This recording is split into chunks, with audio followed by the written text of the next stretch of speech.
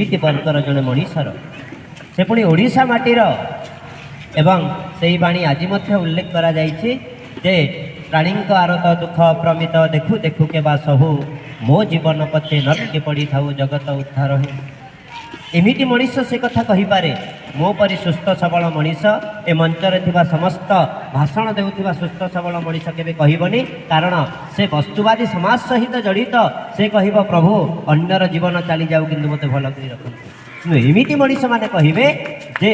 मोर जीवन पछी चली जाऊ विश्वर कल्याण हो जहाँ से दिन भीम भोई कहिथिले हेलेन केलर से दिन प्रमाणित कर जे सुस्थ मनीष ठारू मु केते समर्थ आमे विशेष भाव में बाहर दुनिया को जीवा नहीं यही बोर्डन कार्यरत पूर्वतन